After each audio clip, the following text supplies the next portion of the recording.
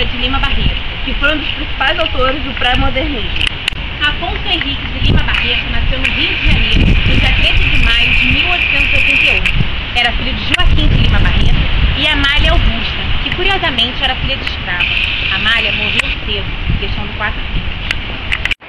Lima Barreto estudou na Escola Pública Teresa Pimentel do Amaral, Liceu Popular Niteroiense, Colégio Pedro II, Escola Politécnica no Rio de Janeiro, na qual teve que deixar para sustentar seus 4 irmãos, devido a um problema de saúde de seu pai. Lima Barreto passava a maioria das tardes na Biblioteca Nacional. Com isso, colaborou em jornais e revistas como Correio da Manhã, Gazeta da Tarde e Correio da Noite. Lima Barreto sofreu severas críticas devido ao seu jeito coloquial e despojado. Ele também era fiel ao romance realista e naturalista.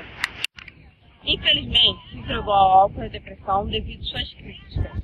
Faleceu aos 41 anos de idade, no dia 1º de novembro de 1922.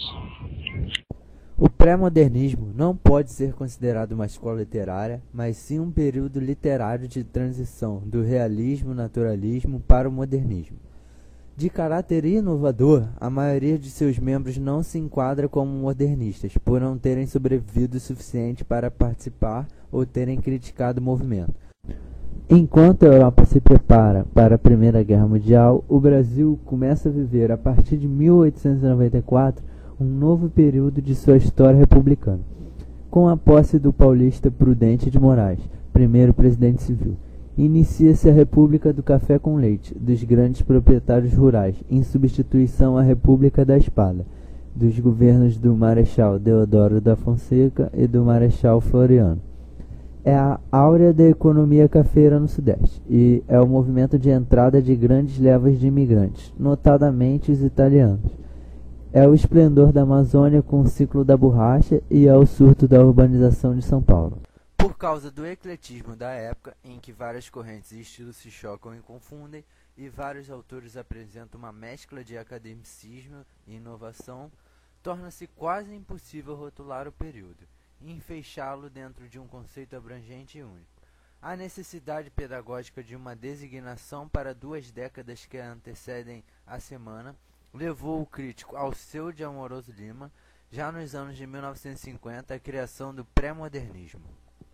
O Rio de Janeiro assiste em 1904 a uma rápida, mas intensa revolta popular, sob o pretexto aparente de lutar contra a vacinação obrigatória idealizada por Oswaldo Cruz.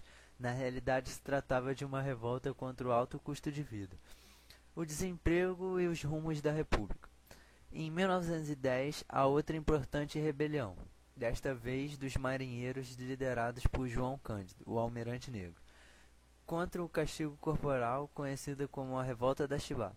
Ao mesmo tempo, em São Paulo, as classes trabalhadoras, sob a orientação anarquista, iniciam os movimentos grevistas por melhores condições de trabalho.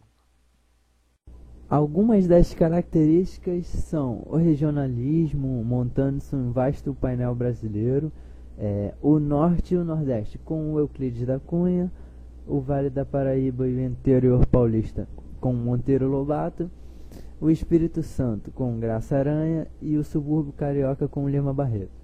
Alguns tipos humanos marginalizados: o sertanejo nordestino, o caipira, os funcionários públicos, os mulatos.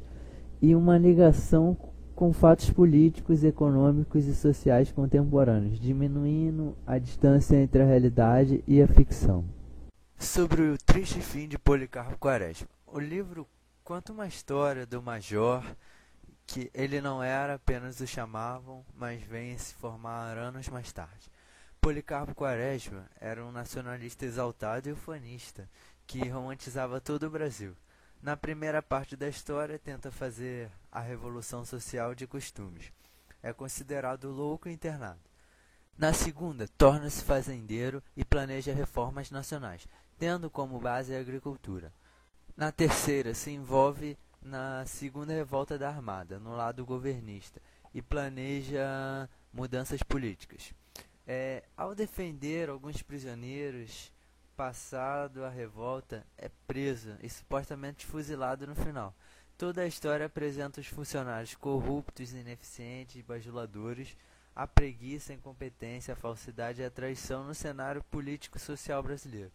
Várias histórias passam-se no pano de fundo, notavelmente as de Ismênia e Olga, duas jovens muito distintas que encaram de modo diferente o casamento. O Policarpo Quaresma, personagem de Lima Barreto, por ironia do destino, ele era considerado louco em sua época. Porém, na atualidade, ele seria considerado muito realista, tendo como ponto de vista a crítica do governo corrupto. Naquela época, até porque a abolição da escravatura era muito recente, então o preconceito ainda era constante.